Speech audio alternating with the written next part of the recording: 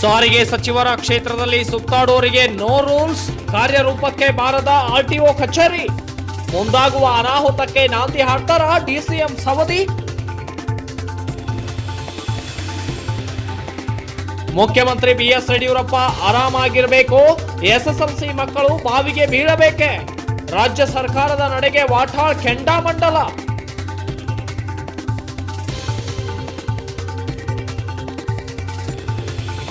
SSLC ಪರೀಕ್ಷೆ ನಿರ್ಧಾರದಿಂದ ಸರ್ಕಾರ ಹಿಂದೆ ಸರಿಯಲಿ, ಅಕ್ಟೋಬರ್ ವರೆಗೆ ಕಾದು ನಂತರ ಎಸ್ಎಸ್ಎಲ್ಸಿ ಪರೀಕ್ಷೆ ನಡೆಸಿ, ಸರಣಿ ಟ್ವೀಟ್ ಮೂಲಕ ರಾಜ್ಯ ಸರ್ಕಾರಕ್ಕೆ ಎಚ್ಡಿಕೆ ಆಗ್ರಹ.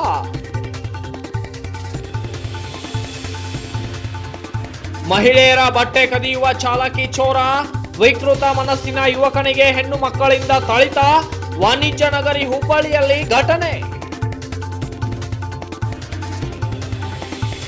ದಲಿತರ ಮೇಲೆ ಆಗುವ ಅನ್ಯಾಯದ ಕುರಿತು ಚರ್ಚೆ, ಪರಿಶಿಷ್ಟ ಜಾತಿ ಮತ್ತು ಪಂಗಡದ ಸಮಾಜದಿಂದ ಪ್ರತಿಭಟನೆ, ತಂಗಡಿ ಗ್ರಾಮಸ್ಥರಿಂದ ನೆರೆ ಪರಿಹಾರಕ್ಕೆ ಆಗ್ರಹ.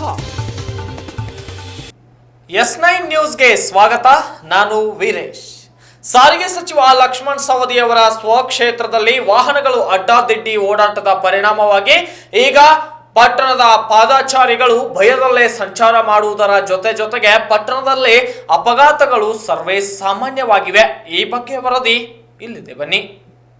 ಸಾರಿಗೆ ಸಚಿವ ಡಿಸಿಎಂ ಲಕ್ಷ್ಮಣ್ ಸವದಿ ಅವರ ಸ್ವಕ್ಷೇತ್ರದಲ್ಲಿ ವಾಹನಗಳು ಅಡ್ಡಾದಿಡ್ಡಿ ಓಡಾಟದ ಪರಿಣಾಮವಾಗಿ ಪಾದಚಾರಿಗಳು ಭಯದಲ್ಲೇ ಸಂಚಾರ ಮಾಡುವುದರ ಜೊತೆಗೆ ಪಟ್ಟಣದಲ್ಲಿ ಅಪಘಾತಗಳು ಸರ್ವೇ ಸಾಮಾನ್ಯವಾಗಿವೆ.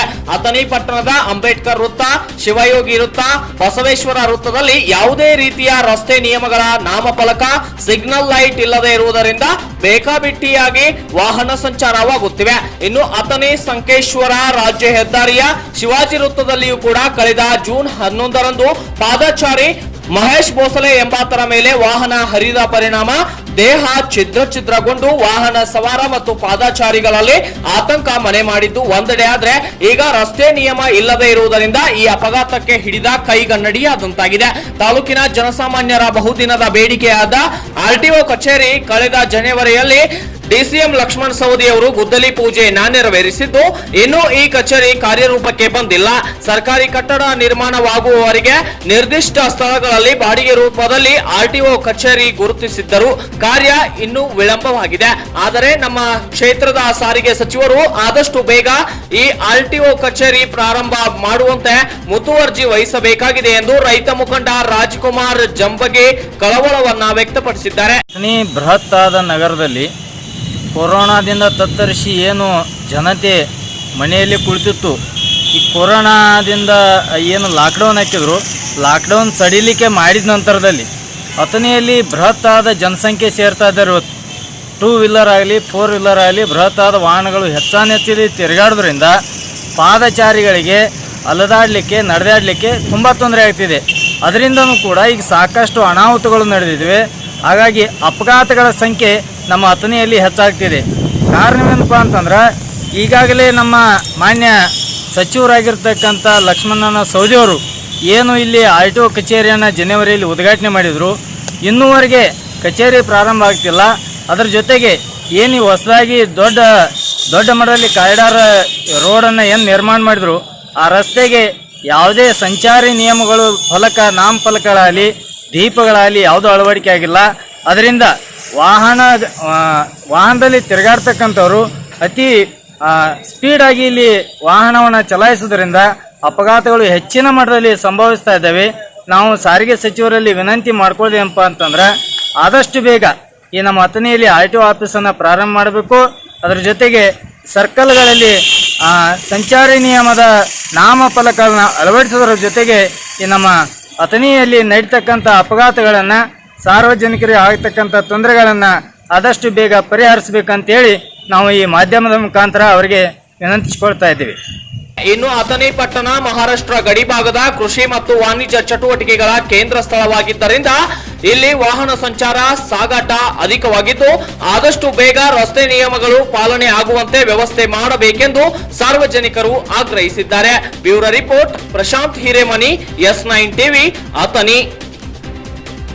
ಮನೆ ಕೀಲಿ ಮುರಿದು ಮನೆ ಕಳ್ಳತನ ಮಾಡೋರನ್ನ ನಾವು ನೋಡಿರ್ತೀವಿ. ಆದ್ರೆ ಬೈಕ್, ಕಾರು ಅಷ್ಟೇ ಯಾಕೆ ಆಭರಣದ ಅಂಗಡಿಗಳನ್ನ ಕಳ್ಳತನ ಮಾಡೋರು, ಹೀಗೆ ಅದೆಷ್ಟೋ ಖತರ್ನಾಕ್ ಕಳ್ಳರನ್ನ ನೀವು ನೋಡಿರ್ತೀವಿ. ಆದ್ರೆ ಇಲ್ಲೊಬ್ಬ ಮಹಾನುಭಾವ ಮಹಿಳೆಯರು ಒಣ ಹಾಕಿದ ಬಟ್ಟೆಗಳನ್ನ ಕದಿಯೋಕೆ ಹೋಗಿ ಸಾಮೂಹಿಕವಾಗಿ ಗೂಸ ತಿನ್ನುವ ಮೂಲಕ ಈಗ ಪೊಲೀಸರ ಅತಿಥಿಯಾಗಿದ್ದಾನೆ. ಆತ ಯಾರು ಅಂತ ತೋರಿಸ್ತೀವಿ, ಬನ್ನಿ. ಮನೆಯೊಂದರ ಕೀಲಿ ಮುರಿದು ಮನೆ ಕಳ್ಳತನ ಮಾಡೋರ್ನ ನೋಡಿರ್ತೀವಿ. ಬೈಕ್, ಕಾರು ಅಷ್ಟೇ ಯಾಕೆ ಆಭರಣದ ಅಂಗಡಿಗಳನ್ನ ಕಳ್ಳತನ ಮಾಡೋರು, ಹೀಗೆ ಆದೆಷ್ಟೋ ಖತರ್ನಾಕ್ ಕಳ್ಳರನ್ನ ನೋಡಿರ್ತೀವಿ. ಆದ್ರೆ ಇಲ್ಲೊಬ್ಬ ಮಹಾನುಭಾವ ಮಹಿಳೆಯರು ಒಣ ಹಾಕಿದ ಬಟ್ಟೆಗಳನ್ನ ಕದಿಯೋಕೆ ಹೋಗಿ ಸಾಮೂಹಿಕವಾಗಿ ಗೂಸ ತಿನ್ನುವ ಮೂಲಕ ಇದೀಗ ಪೊಲೀಸರ ಅತಿಥಿಯಾಗಿದ್ದಾನೆ. ಹೌದು, ಹೀಗೆ ಕಂಬಕ್ಕೆ ಕಟ್ಟಿ ಅರೆಬೆತ್ತಲೆಯಾಗಿ ಹೊಡೆಸಿಕೊಳ್ಳುತ್ತಿರುವ ಈತ ವಿಕೃತ ಮನಸ್ಸಿನ ಯುವಕ ಹಣ, ಆಭರಣ, ವಾಹನ ಅಥವಾ ಇನ್ನೇನೋ ಕದ್ದಿರೋದಿಕ್ಕೆ ಈತನಿಗೆ ಸಾರ್ವಜನಿಕರು ಥಳಿಸುತ್ತಿಲ್ಲ. ಬದಲಾಗಿ ಮನೆಯ ಮುಂದೆ ಅಥವಾ ಹಿತ್ತಲಿನಲ್ಲಿ ಮಹಿಳೆಯರು ಒಣ ಹಾಕಿದ ಬಟ್ಟೆಗಳನ್ನ ಕದ್ದಿರೋದಕ್ಕೆ ಈತನಿಗೆ ಸಾಮೂಹಿಕವಾಗಿ ಸ್ಥಳೀಯರು ಥಳಿಸುತ್ತಿದ್ದಾರೆ. ಕಳೆದ ಹಲವು ದಿನಗಳಿಂದ ಹುಬ್ಬಳ್ಳಿ ನಗರದ ನೇಕಾರ ನಗರ, ಈಶ್ವರ ನಗರ, ಜಂಗ್ಲಿಪೇಟ್ ಸೇರಿದಂತೆ ಹಲವು ಬಡಾವಣೆಗಳಲ್ಲಿ ಮನೆಗಳ ಮುಂಭಾಗ ಹಾಗೂ ಹಿತ್ತಲಿನಲ್ಲಿ ಮಹಿಳೆಯರು ತಮ್ಮ ಬಟ್ಟೆಗಳನ್ನ ಒಣ ಹಾಕಿರುವುದನ್ನ ಗಮನಿಸಿ ಹಗಲು ಮತ್ತು ರಾತ್ರಿ ವೇಳೆ ಯಾರು ಇಲ್ಲದನ್ನ ಗಮನಿಸಿ ಅದನ್ನೇ ಬಂಡವಾಳವನ್ನಾಗಿ ಮಾಡಿಕೊಂಡು ಈತ ಬಟ್ಟೆಗಳನ್ನ ಕಳ್ಳತನ ಮಾಡಿ ಪರಾರಿಯಾಗುತ್ತಿದ್ದ. ಇನ್ನು ಪ್ರತಿದಿನ ಒಣ ಹಾಕಿದ್ದ ಬಟ್ಟೆಗಳು ಕಾಣೆಯಾಗುತ್ತಿದ್ದುದರಿಂದ ವಿವಿಧ ಬಡಾವಣೆಗಳ ಮಹಿಳೆಯರಿಗೆ ತಲೆನೋವಾಗಿ ಪರಿಣಮಿಸಿತ್ತು. ಹೀಗಾಗಿ ದಿನೇ ದಿನೇ ಈತ ಮಾಡುತ್ತಿದ್ದ ಕಾಯಕದಿಂದಾಗಿ ಬೇಸತ್ತ ಮಹಿಳೆಯರು ಹಾಗೂ ಸಾರ್ವಜನಿಕರು ಬಟ್ಟೆ ಕದಿಯುವ ಈತನನ್ನ ಹೇಗಾದ್ರೂ ಮಾಡಿ ಸೆರೆ ಹಿಡಿಯಲೇಬೇಕು ಎಂದು ಕಾದು ಕುಳಿತಿದ್ದರು. ನಿನ್ನೆಯಷ್ಟೇ ಮನೆಯೊಂದರ ಮುಂದೆ ಬಟ್ಟೆ ಕದ್ದು ಪರಾರಿಯಾಗುತ್ತಿದ್ದ ವೇಳೆ ರೆಡ್ ಹ್ಯಾಂಡ್ ಆಗಿ ಹಿಡಿದು ಕಂಬಕ್ಕೆ ಕಟ್ಟಿ ಹಾಕಿ ಸರಿಯಾಗಿ ಗೂಸ ನೀಡಿದ್ದಾರೆ. ಬಟ್ಟೆ ಕದಿಯುತ್ತಿದ್ದ ವೇಳೆ ಮಹಿಳೆಯರ ಕೈಗೆ ಸಿಕ್ಕಿ ಹಾಕಿಕೊಂಡ ಈತನನ್ನ ಹಿಗ್ಗಾಮುಗ್ಗ ಥಳಿಸಿರುವ ಮಹಿಳೆಯರು ಕೊನೆಗೆ ನಗರದ ಕಸಬಾ ಪೊಲೀಸ್ ಠಾಣೆಗೆ ಒಪ್ಪಿಸಿದ್ದಾರೆ. ಇನ್ನು ಒಟ್ಟಾರೆಯಾಗಿ ಪ್ರತಿದಿನ ಮಹಿಳೆಯರ ಬಟ್ಟೆ ಕದಿಯಲು ಹೋಗಿ ಮಹಿಳೆಯರಿಂದಲೇ ಧರ್ಮದೇಟು ತಿಂದು ಇದೀಗ ಪೊಲೀಸರ ಅತಿಥಿಯಾಗಿರುವ ಈ ವಿಕೃತ ಮನಸ್ಸಿನ ಯುವಕನಿಗೆ ಮಹಿಳೆಯರ ಬಟ್ಟೆಗಳನ್ನ ಕದಿಯುವ ಕೈಯಾಲಿ ಅದೇಕೆ ಬಂತು ಅನ್ನೋದು ಮಾತ್ರ ಇದುವರೆಗೂ ಬಾಯಿ ಬಿಟ್ಟಿಲ್ಲ. हमारे घर को एक चीज कर रहा तो कई को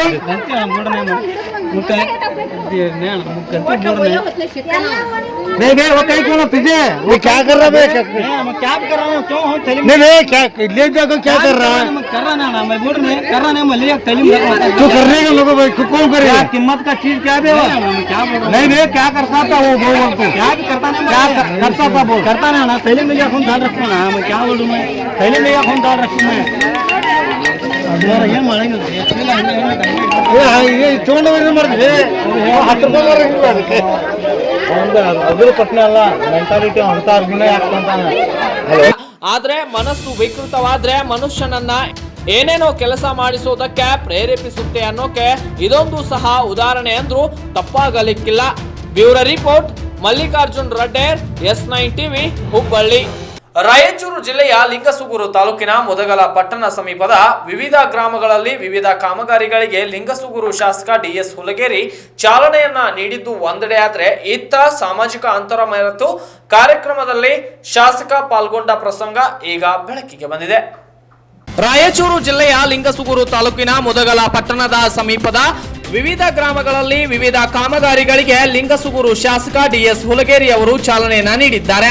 ಇದೇ ಸಂದರ್ಭದಲ್ಲಿ ಕೃಷ್ಣ ಭಾಗ್ಯ ಜಲ ನಿಗಮದ ಅನುದಾನದಲ್ಲಿ 60 ಲಕ್ಷ ರೂಪಾಯಿದಲ್ಲಿ ಸಜ್ಜಲಗುಡ್ಡದ ಗ್ರಾಮದ ಶರಣಮ್ಮನವರ ದೇವಸ್ಥಾನ ಮುಖ್ಯದ್ವಾರ ನಿರ್ಮಾಣ, NRPC 2019-2020 ಸಾಲಿನ SCP ಯೋಜನೆಯಡಿ 20 ಲಕ್ಷ ರೂಪಾಯಿಗಳ ಅನುದಾನದಲ್ಲಿ ಅಂಕನಾಳ ಗ್ರಾಮದಲ್ಲಿ ಸಮುದಾಯ ಭವನ ನಿರ್ಮಾಣ, ಶಾಸಕರ ಸ್ಥಳೀಯ ಪ್ರವೇಶಾಭಿವೃದ್ಧಿ ಯೋಜನೆಯಡಿ 4 ಲಕ್ಷ ರೂಪಾಯಿಗಳಲ್ಲಿ ಗ್ರಾಮದ ದುರ್ಗಮ್ಮ ದೇವಸ್ಥಾನದ ಚಾವಣಿ ನಿರ್ಮಾಣ, ರಾಮಪುರ ಗ್ರಾಮದಲ್ಲಿ KBJNL ನ 2019-20 ಸಾಲಿನ AWP ಯೋಜನೆಯಡಿ 60 ಲಕ್ಷ ರೂಪಾಯಿ ಅನುದಾನದಲ್ಲಿ ಸಮುದಾಯ ಭವನ ನಿರ್ಮಾಣ ಕಾಮಗಾರಿಗೆ ಚಾಲನೆಯನ್ನ ನೀಡಿದ್ದಾರೆ.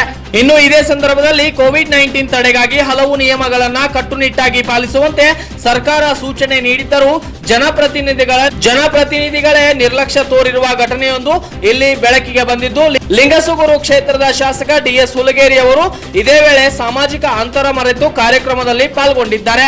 ಇನ್ನು ಸಾನ್ನಿಧ್ಯವನ್ನ ದೊಡ್ಡ ಬಸವಾಚಾರ್ಯರು ವಹಿಸಿದ್ದು, ಇದೇ ಸಂದರ್ಭದಲ್ಲಿ ಪರಮೇಶ್ ಕಣ್ಣಾಪುರಹಟ್ಟಿ, ಹೊನ್ನಪ್ಪ ಮೇಟಿ ಸೇರಿದಂತೆ ಇನ್ನಿತರರು ಭಾಗಿಯಾಗಿದ್ದರು. Bureau report, Basavaraj Hunur, S9 TV, Lingasugur. SSLC ವಿದ್ಯಾರ್ಥಿಗಳು ಆರೋಗ್ಯದ ಹಿತದೃಷ್ಟಿಯಿಂದ ಗೋಕಾಕ್ ತಾಲೂಕಿನ ಶಿಕ್ಷಣಾಧಿಕಾರಿ GB ಬಳಿಗಾರ್ ಹಾಗೂ ತಹಸೀಲ್ದಾರ್ ಪ್ರಕಾಶ್ ಹೊಳೆಪ್ಪಗೋಳ್ ಅವರು ಪರೀಕ್ಷಾರ್ಥಿಗಳ ಹಿತದೃಷ್ಟಿಯಿಂದ ಯಾವ ರೀತಿ ಮುಂಜಾಗ್ರತೆ ವಹಿಸಿಕೊಂಡಿದ್ದಾರೆ ಅನ್ನೋದರ ಬಗ್ಗೆ ನನ್ನ ಕಾಲೀಗ್ ಉಮೇಶ್ ನಂದಗಾಂವ್ ಗೋಕಾಕ್ನಿಂದ ಗ್ರೌಂಡ್ ರಿಪೋರ್ಟ್ ಒಂದನ್ನು ನೀಡಿದ್ದಾರೆ. ನೋಡೋಣ ಬನ್ನಿ. ಗೋಕಾಕ್ನಲ್ಲಿ SSLC ವಿದ್ಯಾರ್ಥಿಗಳು ಆರೋಗ್ಯದ ಹಿತದೃಷ್ಟಿಯಿಂದ ಸಚಿವ ಸುರೇಶ್ ಕುಮಾರ್ ಅವರ ಸೂಕ್ತ ಮುಂಜಾಗೃತಾ ಕ್ರಮ ಕೈಗೊಂಡಿದ್ದಾರೆ. ಪಾಲಕರು ಆತಂಕ ಪಡುವ ಅವಶ್ಯಕತೆ ಇಲ್ಲ ಎಂದು ಅಧಿಕಾರಿ GB ಬಳಿಗಾರ್ ಹಾಗೂ ತಹಶೀಲ್ದಾರ್ ಪ್ರಕಾಶ್ ಹೊಳೆಪ್ಪಗೋಳ್ ಹೇಳಿದ್ದಾರೆ. ಇಂದು ಗೋಕಾಕ್ ನಗರದಲ್ಲಿ S9 ಟಿವಿ ಜೊತೆ ಅವರು ಮಾತನಾಡಿದ್ದಾರೆ. ಕೇಳೋಣ ಬನ್ನಿ. ಗೋಕಾಕ್ ತಾಲೂಕಿನಲ್ಲಿ ಇವತ್ತಿನ ದಿವಸ SSLC ಪರೀಕ್ಷೆಯ ಪೂರ್ವ ಸಿದ್ಧತೆ ಯಾವ ಥರ ನಡೀತಾ ಇದೆ, ಇದರ ಬಗ್ಗೆ ಹೇಳಿಕೆ ಸ್ವತಃ ಶಿಕ್ಷಣ ಅಧಿಕಾರಿಗಳು ನಮ್ಮ ಜೊತೆಲಿದ್ದಾರೆ ಹಾಗೂ ತಾಲೂಕು ದಂಡಾಧಿಕಾರಿಗಳು ಕೂಡ ನಮ್ಮ ಜೊತೆಲಿದ್ದಾರೆ. ಬನ್ನಿ ಅವರನ್ನೇ ಮಾತಾಡ್ಸೋಣ. ಸರ್, ಗೋಕಾಕ್ ಶೈಕ್ಷಣಿಕ ವಲಯದಲ್ಲಿ ಒಟ್ಟು 4390 ಮಕ್ಕಳು ಈ ವರ್ಷ SSLC ಪರೀಕ್ಷೆಯನ್ನು ಬರೀತಾ ಇದ್ದಾರೆ. ಬರುವ ಜೂನ್ 25ರಿಂದ ಪರೀಕ್ಷೆ ಪ್ರಾರಂಭ ಆಗಿ ಜುಲೈ 4ರವರೆಗೆ ಪರೀಕ್ಷೆ ನಡೀತದೆ. ಅದಕ್ಕೆ ಪೂರ್ವ ಸಿದ್ಧತೆಯಾಗಿ ನಮ್ಮ ವಲಯದಲ್ಲಿ ಒಟ್ಟು 15 ಪರೀಕ್ಷಾ ಕೇಂದ್ರಗಳಿದ್ದು ಸುಸಜ್ಜಿತವಾಗಿ ಎಲ್ಲ ಅಧಿಕಾರಿಗಳನ್ನು ನೇಮಕಾತಿ ಮಾಡಲಾಗಿದೆ.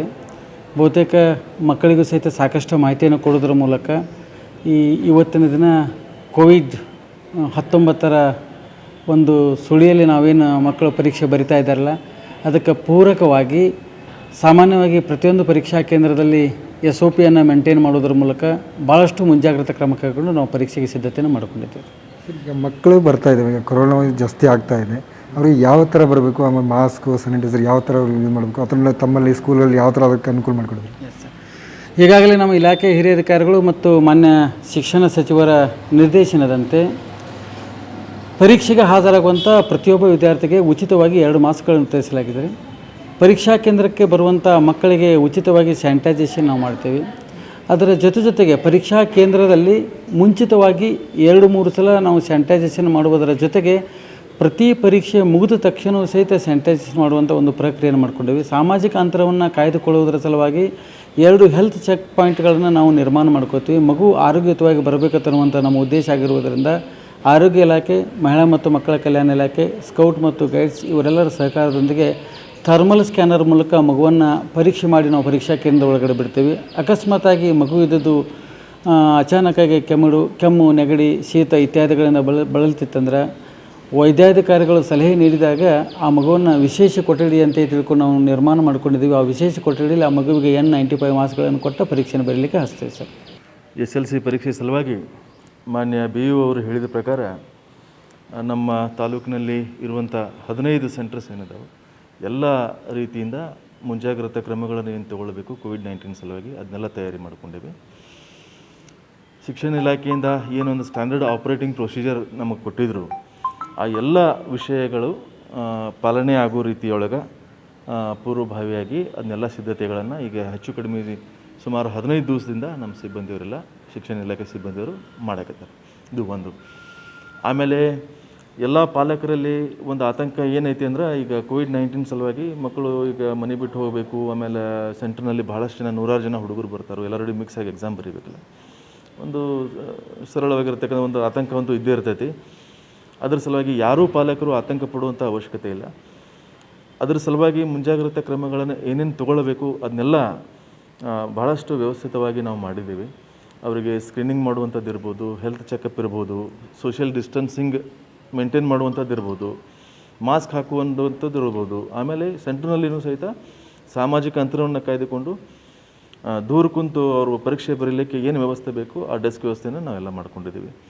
ಬೇರೆ ಕಡೆಯಿಂದ ಬರುವಂಥ ಮಕ್ಕಳು ಗ್ರಾಮೀಣ ಭಾಗದಿಂದ ಬಂದು ಈ ಸೆಂಟರ್ ತನಕ ಬರಬೇಕಲ್ಲ, ಅವರಿಗೆ ಬಸ್ಸಿನ ವ್ಯವಸ್ಥೆಯನ್ನು ಮಾಡ್ಕೊಂಡಿದ್ದೀವಿ. ಶಿಕ್ಷಣ ಇಲಾಖೆ ಸಿಬ್ಬಂದಿಯವರು ಪ್ರತಿ ವಿದ್ಯಾರ್ಥಿಗೆ ಕಾಲ್ ಮಾಡಿ ಕೇಳಿ, ಯಾರಿಗೆ ಓನ್ ಬರಲಿಕ್ಕೆ ಆಗೋದಿಲ್ಲ ಅವರಿಗೆಲ್ಲ ಬಸ್ಸಿನ ವ್ಯವಸ್ಥೆಯನ್ನು ಮಾಡಿದ್ದೀವಿ. ಅವರ ಸಂಖ್ಯೆಗೆ ಅನುಗುಣವಾಗಿ ಯಾವ್ಯಾವ ಕಡೆಯಿಂದ ಯಾವ್ಯಾವ ಊರುಗಳಿಂದ ಎಷ್ಟೆಷ್ಟಿನ ವಿದ್ಯಾರ್ಥಿಗಳು ಬರ್ತಾರೋ ಆ ನಿಟ್ಟಿನೊಳಗೆ 30 ರೂಟ್ಗಳನ್ನು ಮಾಡಿ 30 ಕಡೆಯಿಂದನೂ ಸಹಿತ ಒಂದೊಂದು ಬಸ್ಸಿನೊಳಗೆ ವಿದ್ಯಾರ್ಥಿಗಳು ಬಂದು ಇಲ್ಲಿ ತಲುಪಬೇಕು ಮತ್ತು ಎಕ್ಸಾಮ್ ಮುಗಿದ ಮೇಲೆ ಹೋಗಿ ಅವ್ರ ಊರಿಗೆ ಬಸ್ ಮೂಲಕ ಇಳಿಸ್ಬೇಕು. ಅದರ ಸಲುವಾಗಿ 30 ರೂಟ್ ಮಾಡಿಕೊಂಡು KSRTC ಅವ್ರ ಜೊತೆ ಮಾತಾಡಿ ಬಸ್ಸಿನ ವ್ಯವಸ್ಥೆಯನ್ನು ಮಾಡಿದ್ದೀವಿ. ಅದಕ್ಕಾಗಿ ಏನು SLC ಪರೀಕ್ಷೆಯನ್ನು ಕಂಡಕ್ಟ್ ಮಾಡ್ತೀವಿ, ಸಂಪೂರ್ಣ ಯಶಸ್ವಿ ಆಗೋ ನಿಟ್ಟಿನೊಳಗೆ ಏನು ತಯಾರಿ ಮಾಡಬೇಕು ಸಂಪೂರ್ಣವಾಗಿ ಮಾಡ್ಕೊಂಡಿದ್ದೀವಿ. ರಾಜ್ಯದ ಮುಖ್ಯಮಂತ್ರಿಗಳು, ಮಂತ್ರಿಗಳು, ಅಧಿಕಾರಿಗಳು ಆರಾಮಾಗಿರಬೇಕು. SSLC ಮಕ್ಕಳು ಮಾತ್ರ ಬಾವಿಗೆ ಬೀಳಬೇಕೆ ಎಂದು ಕನ್ನಡ ಚಳುವಳಿ ವಾಟಾಳ್ ಪಕ್ಷದ ನಾಯಕ ವಾಟಾಳ್ ನಾಗರಾಜ್ ಆಕ್ರೋಶವೊಂದನ್ನ ವ್ಯಕ್ತಪಡಿಸಿದ್ದಾರೆ. ನೀವು ಊಟಕ್ಕೂ ಮುಂಚಿನಿಂದ ಪ್ರೊಟೆಸ್ಟ್ ಶುರು ಮಾಡಿದ್ದೀನಿ. ಎಲ್ಲೂ ನಾನು ಇದುವರೆಗೂ ನನ್ನ ಜೀವನದಲ್ಲಿ ಪ್ರೊಟೆಸ್ಟ್ ಮಾಡೋದಕ್ಕೆ ಪರ್ಮಿಷನ್ ತಗೋತೀವಿ ಅಂತ ಅನ್ನೋದು ನಾನು ನೋಡೇ ಇಲ್ಲ. ಇದೇ ಫಸ್ಟ್ ಟೈಮ್ ನೀವು ಪ್ರೊಟೆಸ್ಟಿಗೆ ಪರ್ಮಿಷನ್ ತಗೊಂಡಿಲ್ಲ ಅಂತ ಹೇಳ್ತಕ್ಕಂಥದ್ದು ಇದೇ ಫಸ್ಟ್ ಟೈಮ್. ಇದಕ್ಕೆ ನಾನು ಒಪ್ಪೋದಿಲ್ಲ. ನೀವು ಏನು ಬೇಕಾದರೂ ನೀವು ಮಾಡ್ಕೊಳ್ಳಿ, ಆಯಿತಾ? ಪ್ರೊಟೆಸ್ಟಿಗೆ ನೀವು ತಗೊಳ್ಳಿ, ಪರ್ಮಿಷನ್ ತಗೊಳ್ಳಿ ಅಂತ ಹೇಳಿದ್ರೆ ಪ್ರೊಟೆಸ್ಟ್ ಪರ್ಮಿಷನ್ ತಗೊಂಡು ಯಾರಾದರೂ ಪ್ರೊಟೆಸ್ಟ್ ಮಾಡ್ತಾರಾ? ಅದಕ್ಕೆ ಪ್ರೊಟೆಸ್ಟ್ ಅಂತ ಯಾರಾದರೂ ಹೇಳ್ತಾರಾ ಅಂತೇಳಿ ನಮ್ಮಲ್ಲಿ ಕಳಕಳಿಯಿಂದ ಮನವಿ ಮಾಡಿ.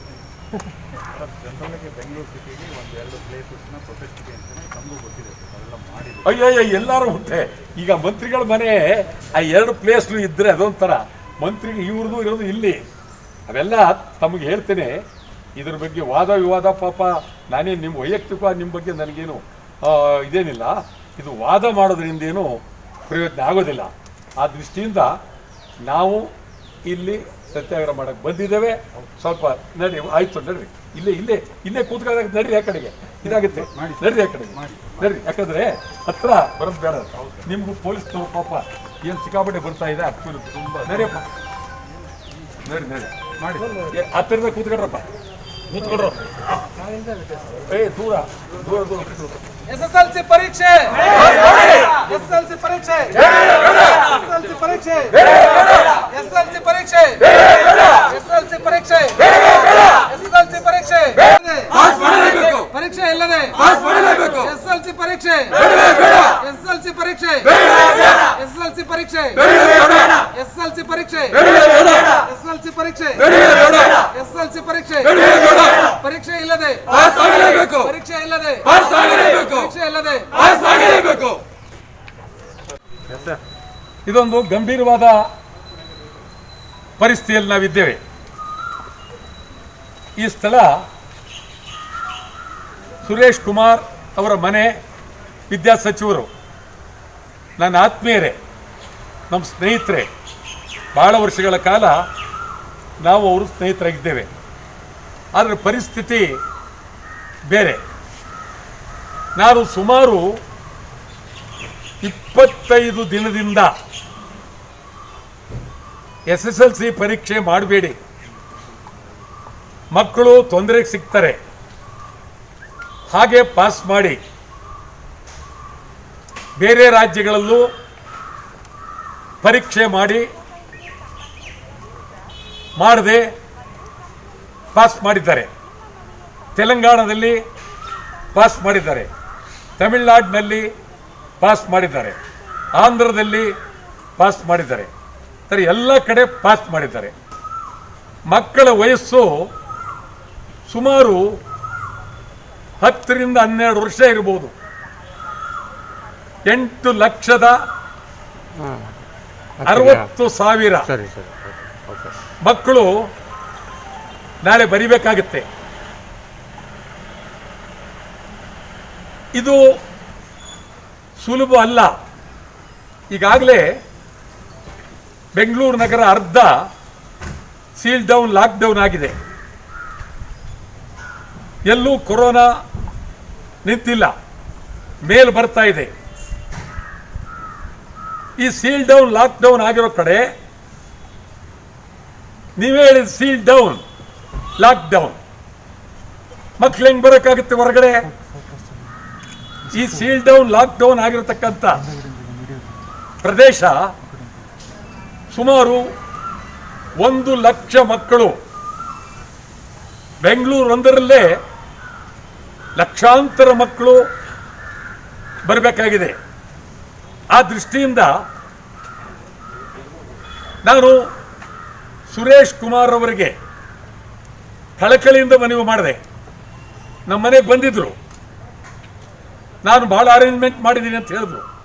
ನಿಮ್ಮ ಯಾವ ಅರೇಂಜ್ಮೆಂಟು ಆಗೋದಿಲ್ಲ, ಕೊರೋನಾ ತಗಲುತ್ತೆ, ಕೆಟ್ಟ ಹೆಸರು ತೆಗೆದುಕೊಳ್ತೀರಿ, ಕೂಡಲೇ ನಿಲ್ಲಿಸಬೇಕು ಅಂತ ಹೇಳಿ ಒತ್ತಾಯ ಮಾಡಿದ್ದೇನೆ. ಮಾನ್ಯ ಮುಖ್ಯಮಂತ್ರಿಯವರು ಮೌನವಾಗಿದ್ದಾರೆ. ಒಳ್ಳೆಯದಲ್ಲ, ಇದು ಬಹಳ ಗಂಭೀರವಾದ ಪರಿಸ್ಥಿತಿ. ಒಂದು ಮಗುಗೇನಾದರೂ ಹೆಚ್ಚು ಕಡಿಮೆ ಆದರೆ 50 ಲಕ್ಷ ರೂಪಾಯಿ ಕೊಡಬೇಕಾಗುತ್ತೆ. ಕೊಡಿ ನೀವು. ಉಪಾಧ್ಯಾಯರುಗಳು ಬಂದೇ ಬರ್ತಾರೆ, ಅವರ ರಕ್ಷಣೆಯೂ ಬೇಕಾಗಿದೆ. ಆ ದೃಷ್ಟಿಯಿಂದ ನಾಡಿನ ಪೋಷಕರು, ವಿದ್ಯಾರ್ಥಿಗಳು ನನಗೆ ಒಂದೇ ಸಮನೆ ಒತ್ತಾಯ ಮಾಡ್ತಾ ಇದ್ದಾರೆ, ದಯವಿಟ್ಟು ಪರೀಕ್ಷೆ ಬೇಡಿ ಅಂತ. ಸ್ವಲ್ಪ ಹೆಚ್ಚು ಕಡಿಮೆ 8.5 ಲಕ್ಷ ವಿದ್ಯಾರ್ಥಿಗಳಲ್ಲಿ ಲಕ್ಷಾಂತರ ವಿದ್ಯಾರ್ಥಿಗಳು ಪರೀಕ್ಷೆಗೆ ಬರಲಾರರು. ಅವರ ಪೋಷಕರು ಧೈರ್ಯವಾಗಿ ಪರೀಕ್ಷೆಗೆ ಕಳಿಸಕ್ಕೆ ಆಗೋದಿಲ್ಲ. ಈ ಕೂಡಲೇ ರದ್ದು ಮಾಡಿ ಪಾಸ್ ಮಾಡಬೇಕು ಅಂತೇಳಿ ಅಂತಿಮವಾಗಿ ಸಚಿವರ ಮನೆಯ ಮುಂದೆ ಸತ್ಯಾಗ್ರಹ ಮಾಡುವ ಮೂಲಕ ಒತ್ತಾಯ ತರ್ತಾ ಇದ್ದೇನೆ. ಪರೀಕ್ಷೆ ಇಲ್ಲದೆ ಪಾಸ್ ಮಾಡಿ, ಪರೀಕ್ಷೆ ಇಲ್ಲದೆ ಪರೀಕ್ಷೆ ಇಲ್ಲದೆ ಪರೀಕ್ಷೆ ಇಲ್ಲದೆ ಪರೀಕ್ಷೆ ಇಲ್ಲದೆ ಪರೀಕ್ಷೆ ಇಲ್ಲದೆ ಪರೀಕ್ಷೆ ಇಲ್ಲದೆ ಪರೀಕ್ಷೆ ಇಲ್ಲದೆ ಪರೀಕ್ಷೆ ಇಲ್ಲದೆ ಕೋವಿಡ್-19 ಲಾಕ್ಡೌನ್ ಕಾರಣದಿಂದ ಮುಂದೂಡಿಕೆಯಾಗಿದ್ದ ರಾಜ್ಯದ ಎಸ್ಎಸ್ಎಲ್ಸಿ ಪರೀಕ್ಷೆಗಳು ಜೂನ್ 25ರಂದು ಆರಂಭವಾಗಲಿವೆ. ಆದರೆ ಕೋವಿಡ್ ಸೋಂಕಿತರ ಸಂಖ್ಯೆ ಏರುತ್ತಿರುವ ಈ ಸಂದರ್ಭದಲ್ಲಿ ಪರೀಕ್ಷೆಗಳನ್ನು ನಡೆಸಬಾರದು ಎಂದು ಮಾಜಿ ಮುಖ್ಯಮಂತ್ರಿ ಎಚ್.ಡಿ. ಕುಮಾರಸ್ವಾಮಿ ಸರ್ಕಾರಕ್ಕೆ ಆಗ್ರಹಿಸಿದ್ದಾರೆ. ಎಸ್ಎಸ್ಎಲ್ಸಿ ಪರೀಕ್ಷೆಗೆ ಇನ್ನು 2 ದಿನ ಮಾತ್ರ ಬಾಕಿ ಇದೆ. ಮೊದಲಿನಿಂದಲೂ ಎಸ್ಎಸ್ಎಲ್ಸಿ ಪರೀಕ್ಷೆ ರದ್ದು ಮಾಡಬೇಕೆಂಬ ಕೂಗು ಕೇಳಿ ಬಂದಿತ್ತು. ಇದೀಗ ಮಾಜಿ ಸಿಎಂ ಎಚ್.ಡಿ. ಕುಮಾರಸ್ವಾಮಿ ಎಸ್ಎಸ್ಎಲ್ಸಿ ಪರೀಕ್ಷೆ ನಡೆಸುವ ನಿರ್ಧಾರದಿಂದ ಸರ್ಕಾರ ಹಿಂದೆ ಸರಿಯಬೇಕೆಂದು ಒತ್ತಾಯಿಸಿದ್ದಾರೆ. ಅಲ್ಲದೆ ರಾಜ್ಯ ಸರ್ಕಾರ 24 ಲಕ್ಷ ಮಂದಿಯ ಜೀವ ಮತ್ತು ಭವಿಷ್ಯದೊಂದಿಗೆ ಚೆಲ್ಲಾಟವಾಡುತ್ತಿದೆ ಎಂದು ಸರ್ಕಾರದ ವಿರುದ್ಧ ವಾಗ್ದಾಳಿ ನಡೆಸಿದ್ದಾರೆ. ಈ ವಿಚಾರವಾಗಿ ಸರಣಿ ಟ್ವೀಟ್ ಮಾಡಿರುವ ಕುಮಾರಸ್ವಾಮಿ, ಗುರುವಾರದಿಂದ ರಾಜ್ಯಾದ್ಯಂತ ಎಸ್ಎಸ್ಎಲ್ಸಿ ಪರೀಕ್ಷೆ ನಡೆಸಲು ಮುಂದಾಗಿರುವ ರಾಜ್ಯ ಸರ್ಕಾರ ಈ ನಿರ್ಧಾರದಿಂದ ತಕ್ಷಣವೇ ಹಿಂದೆ ಸರಿಯಬೇಕು. ಪರೀಕ್ಷೆ ನಡೆಸಲೇಬೇಕು ಎಂದರೆ ಅಕ್ಟೋಬರ್ ತಿಂಗಳವರೆಗೂ ಕಾಯ್ದು ನಡೆಸಲಿ. ಕೊರೋನಾ ಸೋಂಕು ಏರುಗತಿಯಲ್ಲಿ ಏರುತ್ತಿದೆ, ಸಾವಿನ ನಗಾರಿ ಬಾರಿಸುತ್ತಿದೆ. ಇಂತಹ ಆತಂಕದ ಸಂದರ್ಭದಲ್ಲಿ ಸುಮಾರು 8 ಲಕ್ಷ ಎಸ್ಎಸ್ಎಲ್ಸಿ ವಿದ್ಯಾರ್ಥಿಗಳು, ಪೋಷಕರು ಹಾಗೂ ಪರೀಕ್ಷಾ ಸಿಬ್ಬಂದಿ ಸೇರಿದಂತೆ 24 ಲಕ್ಷ ಮಂದಿಯ ಜೀವ ಮತ್ತು ಭವಿಷ್ಯದೊಂದಿಗೆ ರಾಜ್ಯ ಸರ್ಕಾರ ಚೆಲ್ಲಾಟವಾಡುತ್ತಿದೆ ಎಂದರು. ಕರ್ನಾಟಕ ರಾಜ್ಯ ದಲಿತ ಸಂಘರ್ಷ ಸಮಿತಿ ವತಿಯಿಂದ ಇಂದು ಬೆಳಗಾವಿ ಜಿಲ್ಲಾಧಿಕಾರಿ ಕಚೇರಿಯಲ್ಲಿ ಸರ್ಕಾರ ತಂದಿರುವ ಭೂ ಸುಧಾರಣೆ ಕಾಯ್ದೆ ತಿದ್ದುಪಡಿ ಮಾಡುವುದನ್ನು ನಿಲ್ಲಿಸಿ ಸರ್ಕಾರ ತನ್ನ ನಿರ್ಧಾರ ಕೈ ಬಿಡಬೇಕೆಂದು ಆಗ್ರಹಿಸಿ ರೈತರಿಂದ ಪ್ರತಿಭಟನೆಯನ್ನ ನಡೆಸಲಾಗಿದೆ. ಕರ್ನಾಟಕ ರಾಜ್ಯ ದಲಿತ ಸಂಘರ್ಷ ಸಮಿತಿಯ ವತಿಯಿಂದ ಬೆಳಗಾವಿ ಜಿಲ್ಲಾಧಿಕಾರಿ ಕಚೇರಿಯಲ್ಲಿ ಸರ್ಕಾರ ತಂದಿರುವ ಭೂ ಸುಧಾರಣೆ ಕಾಯ್ದೆ ತಿದ್ದುಪಡಿ ಮಾಡುವುದನ್ನು ನಿಲ್ಲಿಸಿ ಸರ್ಕಾರ ತನ್ನ ನಿರ್ಧಾರ ಕೈ ಬಿಡಬೇಕೆಂದು ಆಗ್ರಹಿಸಿ ಅನ್ನದಾತರು ಪ್ರತಿಭಟನೆಯನ್ನ ನಡೆಸಿದ್ದಾರೆ. ಇನ್ನು ಮಾಜಿ ಮುಖ್ಯಮಂತ್ರಿ ದೇವರಾಜ ಅರಸರು ಅವರು 1961ರ ಕರ್ನಾಟಕ ಭೂ ಸುಧಾರಣಾ ಕಾಯ್ದೆಯನ್ನ ಸಮಗ್ರವಾಗಿ ತಿದ್ದುಪಡಿ ಮಾಡಿ ಜಮೀನಿನಲ್ಲಿ ಶ್ರಮ ಪಡುವ ನಿಜವಾದ ರೈತರಿಗೆ ನ್ಯಾಯ ಒದಗಿಸಿಕೊಡಲು ಮುಂದಾಗಿ 1974 ಮಾರ್ಚ್ರಂದು ದೇಶದಲ್ಲಿ ಪ್ರಪ್ರಥಮ ಬಾರಿಗೆ ಅತ್ಯಂತ ಕ್ರಾಂತಿಕಾರವಾದ ಭೂ ಸುಧಾರಣೆ ಮಸೂದೆಯನ್ನ ಜಾರಿಗೆ ತರಲಾಗಿದ್ದು, ಮಾನ್ಯ ಮುಖ್ಯಮಂತ್ರಿ ಬಿಎಸ್ ಯಡಿಯೂರಪ್ಪನವರ ಸರ್ಕಾರ ಭೂ ಸುಧಾರಣಾ ತಿದ್ದುಪಡಿಯ ಹೆಸರಿನಲ್ಲಿ ತರಲಾಗುತ್ತಿರುವ ಭೂ ವಿನಾಶ ಕಾಯ್ದೆಯ ಮೂಲಕ ಕರ್ನಾಟಕದಲ್ಲಿ ಬಿಜೆಪಿ ಸರ್ಕಾರವು ಸಣ್ಣ ರೈತರು ಮತ್ತು ಮಧ್ಯಮ ವರ್ಗದ ರೈತರನ್ನ ಬೀದಿಗೆ ತಳ್ಳುವ ಈ ಭೂ ಸುಧಾರಣಾ ಕಾಯ್ದೆಗೆ ತಿದ್ದುಪಡಿ ತರುವುದರ ಹಿಂದೆ ದೊಡ್ಡ ಹುನ್ನಾರ ಅಡಗಿದೆ ಎಂದು ರೈತರು ಆಗ್ರಹಿಸಿದ್ದಾರೆ. ಇನ್ನು ರೈತಾಪಿಯ ಜೊತೆ ನಿಲ್ಲಬೇಕಿದ್ದ ಸರ್ಕಾರ ಅವರ ಅತಂತ್ರತೆಯನ್ನ ಬಳಸಿಕೊಂಡು ಅವರನ್ನ ಶಾಶ್ವತವಾಗಿ ಭೂ ವಂಚಿತರನ್ನಾಗಿ ಮಾಡಲು ಮತ್ತು ಗ್ರಾಮದಿಂದ ಹೊರ ದಬ್ಬಲು ಸಂಚು ರೂಪಿಸಿದೆ ಎಂದು ತಮ್ಮ ಆಕ್ರೋಶವನ್ನ ಇದೇ ವೇಳೆ ಅನ್ನದಾತ ಹೊರಹಾಕಿದ್ದಾನೆ. ಇನ್ನು ಆದ್ದರಿಂದ ಭೂ ಸುಧಾರಣಾ ಕಾಯ್ದೆಯಲ್ಲಿ ಕೃಷಿ ಸಂಬಂಧಿತ ನೀತಿಗಳಲ್ಲಿ ತರುತ್ತಿರುವ ಬದಲಾವಣೆಗಳೆಂದರೆ ಒಂದನೆಯದಾಗಿ ಹೊಸ ಗೇಣಿ ನೀತಿ, ಎರಡನೆಯದಾಗಿ ಎಪಿಎಂಸಿ ನೀತಿ, ಮೂರನೆಯದಾಗಿ ವಿದ್ಯುತ್ ನೀತಿ ಸೇರಿದಂತೆ ಕೊನೆಯದಾಗಿ ಭೂ ಸುಧಾರಣಾ ನೀತಿ. ಈ ನಾಲ್ಕು ಸಹ ಒಂದೇ ಉದ್ದೇಶ ಹೊಂದಿರುವ ಪರಸ್ಪರ ಅಂತರ ಸಂಬಂಧ ಹೊಂದಿರುವ 4 ನೀತಿಗಳಾಗಿವೆ ಎಂದು ಇದೇ ವೇಳೆ ಆಗ್ರಹಿಸಿದ್ದಾರೆ. ಇನ್ನು ಭೂ ಸುಧಾರಣಾ ಕಾಯ್ದೆ 1978ರ ಕಾಯ್ದೆ 79A ಮತ್ತು 79B ಕಲಂಗಳ ತಿದ್ದುಪಡಿ ಹಾಗೂ 80ನೇ ಕಲಂ ಮತ್ತು 63ನೇ ಕಲಂಗಳನ್ನು ರದ್ದು ಮಾಡುವುದರ ಮೂಲಕ ಹಣಬಲ ಹೊಂದಿದ ದೊಡ್ಡ ಉದ್ಯಮಿಗಳಿಗೆ ಅನುಕೂಲ ಮಾಡಿಕೊಡುತ್ತಿರುವ ಸರ್ಕಾರದ ಕ್ರಮವನ್ನು ವಿರೋಧಿಸುತ್ತೇವೆ ಎಂದು ಆಗ್ರಹಿಸಿ ಬೆಳಗಾವಿಯ ಜಿಲ್ಲಾಧಿಕಾರಿಗಳ ಮುಖಾಂತರ ಸರ್ಕಾರಕ್ಕೆ ಮನವಿಯನ್ನ ಸಲ್ಲಿಸಿದ್ದಾರೆ. ಸಮಿತಿ ಸಾಗರ್ ಸಾಹೇಬರ ಆದೇಶದ ಮೇರೆಗೆ ಕರ್ನಾಟಕ ರಾಜ್ಯ ಮಾನ್ಯ ತಗೊಂಡಂಥ ಭೂ ಸುಧಾರಣೆ ಕಾಯ್ದೆ ವಿರುದ್ಧವಾಗಿರ್ತಕ್ಕಂಥ ಇವತ್ತು ಸನ್ಮಾನ್ಯ ಜಿಲ್ಲಾಧಿಕಾರಿಗಳ ಮುಖಾಂತರ ಮಾನ್ಯ ಮುಖ್ಯಮಂತ್ರಿಗಳಿಗೆ ಮನವಿಯನ್ನು ಜಿಲ್ಲಾ ಸಂಘಟನಾ ಸಂಚಾಲಕರಾದಂಥ ಶ್ರೀಕಾಂತ್ ಅವರ ನೇತೃತ್ವದಲ್ಲಿ ಇವತ್ತು ಈ ಮನವಿಯನ್ನು ಸಲ್ಲಿಸ್ತಾ ಇದ್ದೀವಿ. ಇದಕ್ಕೆ ಕಾರಣ ಈ ಪ್ರಕಾರ ಇದೆ, ಈ ಸರ್ಕಾರದವರು ಸೀಲಿಂಗ್ ಆ್ಯಕ್ಟನ್ನು 54 ಎಕರೆ ಇದ್ದದ್ದು 108 ಎಕರೆ ಮಾಡಿದ್ದಾರೆ. ಅದು ಅಲ್ಲದನ ಮೊದಲು ರೈತ ಪ್ರತಾಪಿ ಜನಾಂಗದಾಗ ಆಗ್ತಕ್ಕಂಥ ಇದು ಅನ್ಯಾಯ ಐತಿ. ಯಾಕಂದ್ರೆ ಯಾರಿಗೆ ಭೂಮಿ ಇಲ್ಲ, ಯಾರ ಹತ್ರ ಕೃಷಿ ಕೂಲಿಕಾರ ಸರ್ಟಿಫಿಕೇಟ್ ಇಲ್ಲ, ಅವರೆಲ್ಲರೂ ಭೂಮಿ ತೊಗೊಳ್ತಕ್ಕಂಥ ಒಂದು ಪದ್ಧತಿಯನ್ನು ಈ ಒಂದು ಕಾಯ್ದೆಯಲ್ಲಿ ತಂದಿದ್ದಾರೆ. ಇದರಿಂದ ಸರ್ವಸಾಮಾನ್ಯ ಜನರು ಏನು ಇದ್ರ ಮುಂದೆ ಭೂಮಿ ತೊಗೋಬೇಕಂದ್ರೆ ಕಷ್ಟ ಆಗತೈತಿ. ಬುದ್ಧಿವಂತ ಜನ ಕೂಡ ಇದಕ್ಕೆ ವಿರೋಧ ಮಾಡಕತ್ತಾರ. ಮೊದಲು ಹಿಂದಿರ್ತಕ್ಕಂಥ ಸೀಲಿಂಗ್ ಆ್ಯಕ್ಟ್ದಲ್ಲಿ 54 ಎಕರೆ ಜಮೀನು ತೊಗೊಳ್ತಕ್ಕಂಥ ಒಂದು ಕುಟುಂಬಕ್ಕೆ ಒಂದು ಪವರ್ ಇತ್ತು. ಅಂದರೆ ಒಂದು ಕುಟುಂಬದಾಗ 5 ಮಂದಿ ಇದ್ರೆ ಒಬ್ಬರು 54 ಎಕರೆ ಭೂಮಿಯನ್ನು ತೊಗೊಳೋದಿತ್ತು. ಆದರೆ ಇವಾಗ ಈ ಕಾಯ್ದೆದಿಂದ ಏನಾಗಿತ್ತು ಅಂದ್ರೆ 108 ಎಕರೆಗೆ ಮಾಡಿದ್ದಾರೆ. ಮುಂದೆ ಏನಾಗ್ತದೆ ಅಂದ್ರೆ ಇವ್ರು 108 ಎಕರೆ ಜಮೀನುಗಳು ಇವ್ರು ತೊಗೊಂಡು ರೊಕ್ಕ ಇದ್ದವರು, ಹಣ ಇದ್ದವರು ಇದರ ಭೂಮಿ ತೊಗೊಂಡ್ರೆ ನಾ ಇರ್ತಕ್ಕಂಥ ದಲಿತರು, ಶೋಷಿತರು, ಬಡವರು ಇವ್ರ ಮ್ಯಾಗ ಅನ್ಯಾಯ ಆಗ್ತೈತಿ. ಯಾಕಂದ್ರೆ ರೈತರಾಗಲಿ ಬಡವರಾಗಲಿ ಒಮ್ಮೆ ಭೂಮಿ ತೊಗೊಳಕ್ಕೆ ಬರೋಂಗಿಲ್ಲ. ಅವ್ರು 10-20 ವರ್ಷ ತನ್ನ ರೊಕ್ಕ ಜಮಾ ಮಾಡ್ಕೊಂಡು ಆಮ್ಯಾಗ ಭೂಮಿ ತೊಗೋಬೇಕಾದ್ರೆ ಈ ಆ್ಯಕ್ಟ್ದಿಂದ ಮುಂದೆ ಭೂಮಿನೇ ಉಳಿಯಂಗಿಲ್ಲ. ರೈತರಿಗಾಗಲಿ ಬಡವರಿಗಾಗಲಿ ಯಾರಿಗೂ ತೊಗೊಳಕ್ಕೆ ಇಲ್ಲಿ ಭೂಮಿ ಉಳಿಯಂಗಿಲ್ಲ. ಅದಕ್ಕಾಗಿ ಈ ಕಾನೂನಕ್ಕೆ ದಲಿತ ಸಂಘರ್ಷ ಸಮಿತಿ ಕರ್ನಾಟಕ ರಾಜ್ಯ ಸಾಗರ ಬಣದಿಂದ ನಮ್ಮದು ತಿರುವಾದಂಥ ವಿರೋಧ ಐತಿ. ಅದಕ್ಕಾಗಿ ಮಾನ್ಯ ಮುಖ್ಯಮಂತ್ರಿಗಳು ಇದನ್ನು ವಿಚಾರ ಮಾಡಿಕೊಂಡ ಈ ಕಾನೂನು ಏನೈತಿ ಹಿಂಪಡಿಬೇಕಂತಕ್ಕಂಥ ಮನವಿಯನ್ನು ಜಿಲ್ಲಾ ಕಲೆಕ್ಟರ್ಗಳ ಮುಖಾಂತರ ನಾವು ಮುಖ್ಯಮಂತ್ರಿಯವರಿಗೆ ಮನವಿಯನ್ನು ಶ್ರೀಕಾಂತ್ ಪವಾರ್ ಅವರು ಇಲ್ಲಿ ಮನವಿಯನ್ನು ಸಲ್ಲಿಸ್ತಾ ಇದ್ದೀವಿ. Bureau report Nagesh Kumbali, S9 TV, Belagavi. ಇನ್ನಷ್ಟು ಸುದ್ದಿಗಳನ್ನ ನೋಡೋಣ ಆಫ್ಟರ್ ಶಾರ್ಟ್ ಬ್ರೇಕ್. आपके सपनों को साकार करने आए हैं dream fly aviation and hospitality academy. PUC के बाद एविएशन और हॉस्पिटैलिटी इंडस्ट्री में बनाएं अपना ग्रेट करियर ड्रीम फ्लाई के साथ। इंटरनेशनल एक्रेडिटेशन ऑर्गेनाइजेशन से मान्यता प्राप्त dream fly aviation academy Belagavi awarded best aviation academy in 2020 and 2021 from India signature brands और रिकॉर्ड ब्रेकिंग प्लेसमेंट्स की सुविधा। इसके अलावा हर स्टूडेंट को लाइव इन फ्लाइट ट्रेनिंग भी दिया जाता है। Courses air hostess, aircraft ground handling, hospitality and retail. Hello, I am Rajat Jadhav. I have completed my aviation course from Dreamfly Aviation and Hospitality Academy. I am currently placed at Star Airs. I am very thankful to the teaching and non-teaching faculty of Dreamfly Academy for their guidance, by which only in a span of 6 months I have got selected at a very reputed airlines. I am sure that whoever wants to make a career in aviation industry can rely on Dreamfly Academy to make their dreams come true. I am Akshata Rajendra Jadhav. I completed my aviation course from Dreamfly Aviation and Hospitality Academy, Belgaum. So I got selected in Star Air Airline as operation executive. So this is the academy where I got chance to make my dream come true. So who all are interested in aviation field can trust Dreamfly Academy and make your future bright. I am Arfaz Sheikh. Completed my aviation course from Dreamfly Academy. In 6 months only I have got successfully placed in Star Airline. I am thankful to Dreamfly Academy for making my dreams come true.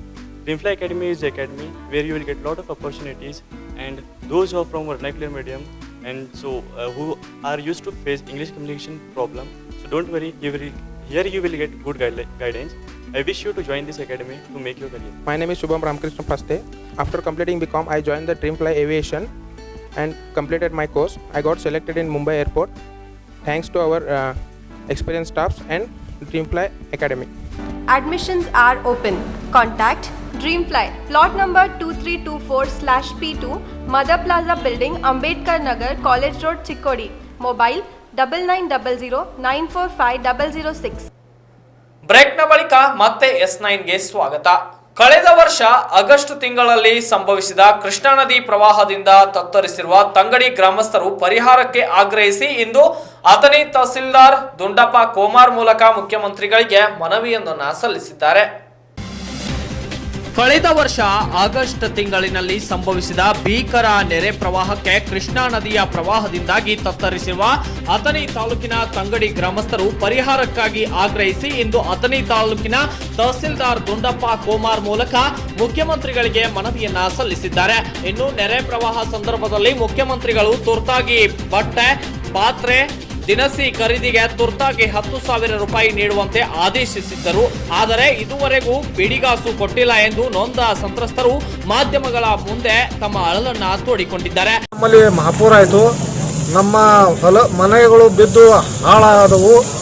ಆದರೂ ಸರ್ಕಾರ ಒಂದು ವರ್ಷ ತುಂಬುತ್ತಾ ಬಂದರೂ ಇನ್ನೂವರೆಗೆ ನಮಗೆ ನಯಾ ಪೈಸಾ ಪರಿಹಾರ ಒದಗಿಸಿಲ್ಲ. ನಾವು ಭೀತಿ ಬಿಕಾರಿಗಳಾಗಿ ತಿರುಗುವಂತಾಗಿದೆ. ಇಂಥ ಬಿತ್ತನೆ ದಿನಗಳಲ್ಲಿ ಹೊಲದ ಉಳುಮೆ ಮಾಡದೆ ನಾವು ಇವತ್ತು ಇಲ್ಲಿ ಹೋರಾಟಕ್ಕೆ ಬಂದು ನಿಂತಿದ್ದೇವೆ. ಈಗಾಗಲೇ ನಾವು ತಹಶೀಲ್ದಾರ್ ಸಾಹೇಬರಿಗೆ ಮನವಿನೂ ಕೊಟ್ಟಿದ್ದೇವೆ ಪರಿಹಾರ ಸಿಗಬೇಕಂತೇಳಿ. ಒಂದು ವೇಳೆ ಪರಿಹಾರ ಸಿಗಲಿಲ್ಲ ಅಂದರೆ ನಾವು ಮುಂದಿನ ಸೋಮವಾರದಿಂದ ಇಲ್ಲಿ ನಾವು ಧರಣಿ ಸತ್ಯಾಗ್ರಹವನ್ನು ನಡೆಸಲಿದ್ದೇವೆ ಅಂತ ಹೇಳ್ತಾ ಇದ್ದೇನೆ. ಕೇವಲ ABC ಅಂತ ಕೆಟಗರಿ ಸರ್ವೆ ನೆಪದಲ್ಲಿ ಅಧಿಕಾರಿಗಳು ಕಾಲಹರಣ ಮಾಡಿದ್ದಾರೆ. ಸಂತ್ರಸ್ತರ ನೋವಿಗೆ ಸ್ಪಂದಿಸಲಿಲ್ಲ ಎಂದು ತಂಗಡಿ ಗ್ರಾಮಸ್ಥರು ತಮ್ಮ ಆಕ್ರೋಶವನ್ನ ಹೊರಹಾಕಿದ್ದಾರೆ. ಇನ್ನು 7 ದಿನಗಳಲ್ಲಿ ನಮ್ಮ ಗ್ರಾಮದ ಸಂತ್ರಸ್ತರಿಗೆ ಪರಿಹಾರ ಒದಗಿಸದಿದ್ದಲ್ಲಿ ಬರುವ ಸೋಮವಾರದಿಂದ ಧರಣಿ ಸತ್ಯಾಗ್ರಹ ಕೈಗೊಳ್ಳುವುದಾಗಿ ಮಾಧ್ಯಮಗಳ ಮೂಲಕ ರಾಜ್ಯ ಸರ್ಕಾರದ ಮುಖ್ಯಮಂತ್ರಿಗಳಿಗೆ ಖಡಕ್ ಎಚ್ಚರಿಕೆಯೊಂದನ್ನು ನೀಡಿದ್ದಾರೆ. Bureau report Prashant Hiremani, S9 TV, Athani. ಹೊಸದಾಗಿ ತಕ್ಯ ಸಮಾಜ ಮಂದಿರ ಕಟ್ಟಬೇಕು ಎಂದು ಅರ್ಜಿ ಸಲ್ಲಿಸುತ್ತಿದ್ದಾರೆ. ಅದನ್ನ ತಡೆಯುವ ಸಲುವಾಗಿ ಪರಿಶಿಷ್ಟ ಜಾತಿ ಮತ್ತು ಪರಿಶಿಷ್ಟ ಪಂಗಡದ ಸಮಾಜದಿಂದ ಇಂದು ಬೆಳಗಾವಿ ಜಿಲ್ಲಾಧಿಕಾರಿ ಕಚೇರಿ ಎದುರು ಪ್ರತಿಭಟನೆಯನ್ನ ನಡೆಸಲಾಗಿದೆ. ಹೊಸದಾಗಿ ತಕ್ಯ ಸಮಾಜ ಮಂದಿರ ಕಟ್ಟಬೇಕೆಂದು ಅರ್ಜಿ ಸಲ್ಲಿಸುತ್ತಿದ್ದಾರೆ. ಅದನ್ನ ತಡೆಯುವ ಸಲುವಾಗಿ ಪರಿಶಿಷ್ಟ ಜಾತಿ ಮತ್ತು ಪರಿಶಿಷ್ಟ ಪಂಗಡದ ಸಮಾಜದಿಂದ ಪ್ರತಿಭಟನೆಯನ್ನ ನಡೆಸಲಾಗಿದ್ದು, ಬೆಳಗಾವಿಯ ಜಿಲ್ಲೆಯ ನಿಪ್ಪಾಣಿ ತಾಲೂಕಿನ ಜತ್ರಾಟ್ ಎಂಬ ಊರಲ್ಲಿ ಸುಮಾರು 7,000 ಜನಸಂಖ್ಯೆ ಇದೆ. ಅದರಲ್ಲಿ ಪರಿಶಿಷ್ಟ ಜಾತಿ ಸಮಾಜದ ಜನಸಂಖ್ಯೆ ಸುಮಾರು 1,500 ಇದೆ. ಆದರೆ ಜತ್ರಾಟ್ ಎಂಬ ಊರಲ್ಲಿ ಸರ್ವೆ ನಂಬರ್ 889ರಲ್ಲಿ ಬುದ್ಧ ವಿಹಾರ 70x80 ದೊಡ್ಡ ಕಟ್ಟಡ ಮತ್ತು ಸರ್ವೆ ನಂಬರ್ 664/321ರಲ್ಲಿ 21ರಿಂದ 40ರವರೆಗೂ ಅಂಬೇಡ್ಕರ್ ಭವನವಿದ್ದು, ಆದ್ದರಿಂದ ಸದ್ಯಕ್ಕೆ 2 ಭವನ ಸಮಾಜದ ಸಮಾರಂಭಗಳ ಉಪಯೋಗಕ್ಕಾಗಿ ಇದ್ದು, ಸಮಾಜ ಮಂದಿರದಲ್ಲಿ ಈ ಹಳೆಯ ತಕ್ಯ ಸಮಾಜ ಮಂದಿರದ ಜಾಗದಲ್ಲಿ ಎಲ್ಲರ ಸಹಮತಿಯಿಂದಾಗಿ ಅಂಬೇಡ್ಕರ್ ಪ್ರತಿಮೆಯನ್ನು ನಿಲ್ಲಿಸುವ ನಿಯೋಜನೆ ಇರುವಾಗ ಸಮಾಜದಲ್ಲಿಯ ಕೆಲವು ಸ್ವಾರ್ಥಿ ಜನರು ಸ್ವಂತ ಸ್ವಾರ್ಥಕ್ಕಾಗಿ ಮಾನ್ಯ MLA ಮತ್ತು ಸಚಿವರು ಶಶಿಕಲಾ ಜೊಲ್ಲೆ ಅವರ ಕಡೆ ಹೋಗಿ ತಕ್ಯ ಸಮಾಜ ಮಂದಿರ ಇದು ಪರಿಶಿಷ್ಟ ಜಾತಿಯ ಆಸ್ತಿ ಇರುತ್ತದೆ, ಈ ಸಮಾಜ ಮಂದಿರವು ಪರಿಶಿಷ್ಟ ಜಾತಿ ಪರಿಶಿಷ್ಟ ಪಂಗಡದ ಜನರಿಗೆ ಕಟ್ಟುತ್ತಿಲ್ಲ, ಹಿಂದುಳಿದ ವರ್ಗದ ಜನರ ಸಲುವಾಗಿ ಕಟ್ಟುತ್ತಿದ್ದಾರೆ. ಕಾರಣ ಪರಿಶಿಷ್ಟ ಜಾತಿ ಮತ್ತು ಪರಿಶಿಷ್ಟ ಪಂಗಡ ಆಸ್ತಿಯನ್ನ ಪಂಚಾಯಿತಿಯವರು ಹಾಗೂ ಸ್ಥಳೀಯ ಧುರೀಣರು ಇವರೆಲ್ಲರೂ ಸೇರಿ ಪರಿಶಿಷ್ಟ ಜಾತಿ ಆಸ್ತಿಯನ್ನ ಮುಟ್ಟುಗೋಲು ಹಾಕುತ್ತಿದ್ದಾರೆ. ಹಾಗಾಗಿ ಈ ಸ್ಥಳದಲ್ಲಿ ಡಾಕ್ಟರ್ ಬಾಬಾ ಸಾಹೇಬ್ ಅಂಬೇಡ್ಕರ್ ಪ್ರತಿಮೆಯನ್ನ ಸ್ಥಾಪಿಸುವ ಸಲುವಾಗಿ ಇಟ್ಟ ಜಾಗೆಯನ್ನ ಕಬಳಿಕೆ ಮಾಡುತ್ತಿದ್ದಾರೆ ಎಂದು ತಿಳಿಸಿದ್ದಾರೆ. ಈ ಬೇಡಿಕೆಯನ್ನ ಭವನ ಕಟ್ಟುವುದನ್ನ ಬಂದ್ ಮಾಡಿ ಪರಿಶಿಷ್ಟ ಜಾತಿಯವರಿಗೆ ನ್ಯಾಯ ಒದಗಿಸಿಕೊಡಬೇಕು, ಸಾರ್ವಜನಿಕ ಸಮಾಜ ಮಂದಿರ ನಿರ್ಮಾಣವನ್ನ ತತ್ಕ್ಷಣ ನಿಲ್ಲಿಸಬೇಕು, 4 ದಿನಗಳಲ್ಲಿ ತಡೆಯದಿದ್ದಲ್ಲಿ ಪರಿಶಿಷ್ಟ ಜಾತಿ ಮತ್ತು ಪರಿಶಿಷ್ಟ ಪಂಗಡದಿಂದ ಉಗ್ರ ಹೋರಾಟ ಮಾಡಲಾಗುವುದು ಎಂದು ಇದೇ ವೇಳೆ ಜಿಲ್ಲಾಧಿಕಾರಿಗಳಿಗೆ ಮನವಿಯನ್ನ ಸಲ್ಲಿಸಿದ್ದಾರೆ. ಇದೇ ಸಂದರ್ಭದಲ್ಲಿ ಮಲ್ಲೇಶ್ ಚೌಗ್ಲೆ, ಶ್ರೀಕಾಂತ್ ತಳವಾರ್, ರಮೇಶ್, ವಿಜಯ್ ಸೇರಿದಂತೆ ಇನ್ನಿತರರು ಉಪಸ್ಥಿತರಿದ್ದರು. ಕರ್ನಾಟಕ ಜನಸಂಘರ್ಷ ಸಮಿತಿ ಅಂಬೇಡ್ಕರ್ ವಾದದಿಂದ ನಿಪ್ಪಾಣಿ ತಾಲೂಕಿನ ಜತ್ರಾಟ್ ಗ್ರಾಮದಲ್ಲಿ ಏನು ಒಂದು ಅಂಬೇಡ್ಕರ್ ಸಮುದಾಯ ಭವನ ಅಂತ ಏನು ಕಟ್ಟಾದರು, ಆ ಸಮುದಾಯ ಭವನವನ್ನು ಬಂದ್ ಮಾಡಬೇಕು. ಅದು ಸಾರ್ವಜನಿಕ ಸಮುದಾಯ ಭವನ ಇರೋದ್ರಿಂದ ಅದು ಪರಿಶಿಷ್ಟ ಜಾತಿ ಮತ್ತು ಪರಿಶಿಷ್ಟ ಪಂಗಡ ಜನರ ಹೆಸರಿನ ಏನೊಂದು ತಕ್ಕ ಅಂತ ಒಂದು ಜಾಗ ಇತ್ತು. ಆ ಜಾಗದ ಮ್ಯಾಗ ಅದು ಕಟ್ಟೋದನ್ನು ಬಂದ್ ಮಾಡಿಸಿ ಅಲ್ಲಿ ಡಾಕ್ಟರ್ ಬಾಬಾ ಸಾಹೇಬ್ ಅಂಬೇಡ್ಕರ್ ಪ್ರತಿಭೆಯನ್ನು ಕೂಡಿಸುವ ಸಲುವಾಗಿ ಗ್ರಾಮದ ಎಲ್ಲ SC/ST ಜನರು ಕೂಡಿ ನಿರ್ಧರಿಸಿದ ಬಳಿಕ ಈಗ ಸಾರ್ವಜನಿಕ ಸಮಾಜ ಮಂದಿರ ಅಂತ ಏನು ಕಟ್ತಿದ್ದಾರೋ ಅದನ್ನು ಬಂದ್ ಮಾಡಿ ದಲಿತರಿಗೆ ನ್ಯಾಯ ಕೊಡಿಸ್ಬೇಕಂತ ಇವತ್ತಿನ ದಿವಸ ಮಾನ್ಯ ಜಿಲ್ಲಾಧಿಕಾರಿ ಅವರಿಗೆ ಮನವಿ ಮುಖಾಂತರ ನಾವು ಅರ್ಜಿಯನ್ನು ಕೊಟ್ಟಿದ್ದೇವೆ.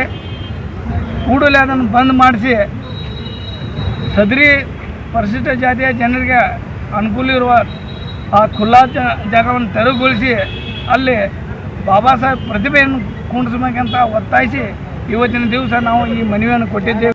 ಬೆಳಗಾವಿಯ ಪ್ರವಾಸಿ ಮಂದಿರದಲ್ಲಿ ಡಾಕ್ಟರ್ BR ಅಂಬೇಡ್ಕರ್ ಯುವ ಸೇನೆಯ ರಾಜ್ಯಾಧ್ಯಕ್ಷರಾದ ಫಕೀರಪ್ಪ ಹೊಸಮನಿ ತಮ್ಮ ಸಂಘಟನೆಯ ಕಾರ್ಯಕರ್ತರ ನೇತೃತ್ವದಲ್ಲಿ ಸಭೆ ಕರೆದು ಹಲವು ವಿಷಯಗಳ ಕುರಿತು ಚರ್ಚೆಯನ್ನ ನಡೆಸಿದ್ದಾರೆ. ಕರ್ನಾಟಕದಲ್ಲಿ ಇತ್ತೀಚೆಗೆ ಪರಿಶಿಷ್ಟ ಜಾತಿ ಮತ್ತು ಪರಿಶಿಷ್ಟ ಜಾತಿಗಳ ಮೇಲೆ ಆಗುತ್ತಿರುವ ಅನ್ಯಾಯವನ್ನ ಖಂಡಿಸಿ ನಾವೆಲ್ಲರೂ ಒಗ್ಗಟ್ಟು ಇರಬೇಕು ಎನ್ನುವ ಸಂದೇಶವನ್ನ ಸಾರುತ್ತಾ ನಾವೆಲ್ಲರೂ ಕೂಡಿ ನಮ್ಮ ಜನರಿಗೆ ತಿಳುವಳಿಕೆ ಹೇಳಿ ಸರ್ಕಾರದ ಸವಲತ್ತುಗಳನ್ನು ತೆಗೆದುಕೊಳ್ಳುವಂತೆ ಮನೆ ಮನೆಗೆ ಹೋಗಿ ತಿಳಿಸೋಣ ಎಂದು ಫಕೀರಪ್ಪ ಹೊಸಮನಿಯವರು ತಿಳಿಸಿದ್ದಾರೆ. ಹಾಗೆಯೇ ಅಂಬೇಡ್ಕರ್ ಯುವ ಸೇನೆಯು ಕರ್ನಾಟಕದ ಮೂಲೆ ಮೂಲೆಗೂ ನಮ್ಮ ಜನರಿಗೆ ಗೊತ್ತಾಗಬೇಕು. ಅದಕ್ಕಾಗಿ ನಮ್ಮ ನಾಯಕರೆಲ್ಲರೂ ಒಳ್ಳೆಯ ಅಧಿಕಾರದಲ್ಲಿ ಇದ್ದರೂ ಕೂಡ ನಮ್ಮ ಜನರನ್ನ ತುಳಿಯುವಂತ ಕೆಲಸ ಮಾಡುತ್ತಿದ್ದಾರೆ. ಹಾಗಾಗಿ ನಮ್ಮ ಕೆಲಸಕ್ಕೆ ಎಲ್ಲರ ಕಡೆಯಿಂದಲೂ ಸಹಾಯ ದೊರಕುತ್ತೆ. ಆದರೆ ಯಾರೂ ಕೂಡ ಎದೆಗುಂದಬೇಡಿ. ನಮ್ಮ ಅಂಬೇಡ್ಕರ್ ಅವರಿಗೆ ಒಂದಿಷ್ಟು ಅನ್ಯಾಯವಾದರೂ ನಾವು ಸಹಿಸುವುದಿಲ್ಲ. ಅನ್ಯಾಯವೆಸಗಿದವರಿಗೆ ತಕ್ಕ ಪಾಠ ಕಲಿಸುತ್ತೇವೆ ಎಂದು ತಿಳಿಸಿದ್ದಾರೆ. ಇನ್ನು ಇದೇ ವೇಳೆ ಸಂಘಟನೆ ಗಟ್ಟಿಗೊಳಿಸುವ ಸಲುವಾಗಿ ಯುವಕರಿಗೆ ಸಂಘಟನೆ ಆದೇಶ ಪತ್ರವನ್ನ ಕೊಟ್ಟು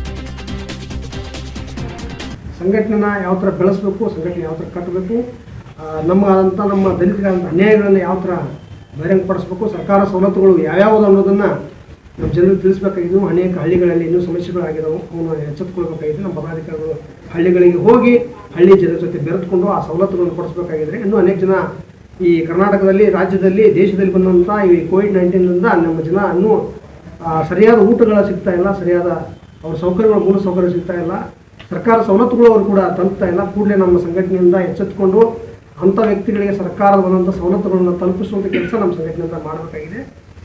ಇನ್ನೂ ಅನೇಕ ಜನ ಸರ್ಕಾರದ ಬಂದಂಥ ಸ್ಕೀಮ್ಗಳನ್ನು ಯಾವ ಹಣ ಬಂದಿಲ್ಲ, ಅನೇಕ ಸ್ಕೀಮ್ಗಳು ಮಾಡಿದ್ದಾರೆ. ಇದರಿಂದ ನಮ್ಮ ಜನರಿಗೆ ಇನ್ನೂ ಭಾಳ ತೊಂದರೆ ಆಗಿದೆ. ಎಸ್ಪೆಷಲಿ ನಮ್ಮ ರಾಜ್ಯದಲ್ಲಂತೂ ಬಡವರಿಗಂತೂ ದಲಿತರಿಗಂತೂ ಇನ್ನೂ ಭಾಳ ಅನ್ಯಾಯ ಆಗಿದೆ. ಕೂಡಲೇ ಸರ್ಕಾರದ ಬಗ್ಗೆ ಎಚ್ಚೆತ್ತುಕೋಬೇಕು, ಗಮನ ಹರಿಸಬೇಕಾಗೈತಿ. ನಮ್ಮ ಜನರಿಗೆ ಬೇಕಂತ ಮೂಲ ಸೌಕರ್ಯಗಳನ್ನು ದಯಮಾಡಿ, ಸೌಕರ್ಯಗಳಂದ್ರೆ ಏನಂದರೆ ತಿನ್ನಲಿಕ್ಕೆ ಆಹಾರ, ಮತ್ತೇನು ಬೇಡ, ಬದುಕಲಿಕ್ಕೆ ಎಂಬ ಆಹಾರ ಬೇಕಾಗಿದೆ. ಆಹಾರ ಬೇಕಾದ್ರೆ ನಮ್ಮ ಜನರಿಗೆ ಕೈ ತುಂಬ ಕೆಲಸ ಬೇಕಾಗಿದೆ. ಉದ್ಯೋಗಕ್ಕೆ ಕೆಲಸ ಅಂದರೆ ಹಳ್ಳಿಯಲ್ಲಿ ಕೆಲಸ ಮಾಡ್ತಾ ಇದ್ದಾರೆ ಪಂಚಾಯತಲ್ಲಿ, ಬಟ್ ಸಕಾಲದಲ್ಲಿ ಅದೇನು ಮಾಡ್ತಾರೆ, ದುಡ್ಡು ಬರ್ತಾ ಇಲ್ಲ. ಈ ತಿಂಗಳು ಮಾಡಿದ್ರೆ ಮುಂದಿನ ತಿಂಗಳು ದುಡ್ಡು ಬರ್ತಾ ಇದೆ. ಸೊ ಅದು ಜನರಿಗೆ ತೊಂದರೆ ಆಗ್ತಾ ಇದೆ. ಸರ್ಕಾರದ ಬಗ್ಗೆ ಕೂಡಲೇ ಗಮನ ಹರಿಸಬೇಕಾಗೈತಿ. ಅಂಬೇಡ್ಕರ್ ಯುವ ಸೇನೆಯಿಂದ ನೀವು ಹೇಳೋದೇನೆಂದರೆ, ಈಗ ಯಾರು ಸರ್ಟಿಫಿಕೇಟ್ ತೊಗೊಂಡಿದ್ದೀರಲ್ಲ ಪ್ರತಿಯೊಬ್ಬರು ನಿಮ್ಮ ಗ್ರಾಮದಲ್ಲಿ ಕೆಲಸಗಳನ್ನು ಮಾಡಿರಿ ಸರಿಯಾಗಿ. ಆಮೇಲೆ ಶಿಕ್ಷಣದ ಕೊರತೆ ಜಾಸ್ತಿ ಇದ್ರೆ ನೀವು ಇರುವಂಥ ಇದರಲ್ಲಿ ಗ್ರಾಮಗಳಲ್ಲಿ ಅಂಥವ್ರಿಗೆ ನೀವು ತಿಳುವಳಿಕೆಯನ್ನು ತಿಳಿಸಿ ಹೇಳ್ರಿ. ನಿಮ್ಮ ಆಗು ಕೆಲಸಗಳು ಏನದಾಗಲ್ಲ, ಸರ್ಕಾರದಿಂದ ಬರೋಂಥ ಸೌಲಭ್ಯಗಳನ್ನು ನಿಮಗೆ ದೊರೀತಾ ಇಲ್ಲ ಅಂತೇಳಿ ಹೇಳಿದ್ರಿ ಈಗ ರಾಜ್ಯಾಧ್ಯಕ್ಷರ ಮುಂದೆ. ಅವುಗಳ ಬಗ್ಗೆ ಗಮನ ಹರಿಸ್ರಿ. ಅದ್ರ ಬಗ್ಗೆ ಏನು ನಮ್ಮ ಸಹಾಯ ಸೌಲಭ್ಯಗಳು ಏನದಾವಲ್ಲ, ನಮ್ಮ SC/ST ಮಹಿಳೆಯರಿಗೆ ಹೆಚ್ಚಿನ ಆದ್ಯತೆಯನ್ನು ಕೊಡ್ರಿ. ಯಾಕಂದ್ರೆ ಅವ್ರ ಶಿಕ್ಷಣ ಐತಿ, ಅದರ ಮನೆ ಬಿಟ್ಟು ಹೊರಗೆ ಬರುವಂಥ ಇದಿಲ್ಲ. ಹೊರಗೆ ಬರುವಂಥ ಯಾರು ಸಹಕಾರ ಕೊಡಬೇಕು, ನೀವು ಗಂಡು ಮಕ್ಕಳ ಕೊಟ್ಟಾಗನ ಅವ್ರು ಹೊರಗೆ ಬರೋರು. ಅವ್ರ ಸಹಕಾರ ಕೊಡ್ರಿ. ಅವರ ಶಿಕ್ಷಣದ ಅವ್ರಿಗೆ ಅದರಿಂದ ಉಪಯೋಗ ಪಡೆದುಕೊಳ್ಳುವಂಥ ಇದನ್ನು ಕೊಡ್ರಿ, ಸಹಕಾರ ಕೊಡ್ರಿ. ಇದಿಷ್ಟು ಈ ಹೊತ್ತಿನ ಪ್ರಮುಖ ಸುದ್ದಿಗಳು. ನಿರಂತರ ಸುದ್ದಿಗಳಿಗಾಗಿ ನೋಡ್ತಾ ಇರಿ S9 TV. ಸುದ್ದಿ ನಿಮ್ಮಿಂದ, ಸದ್ದು ನಮ್ಮಿಂದ.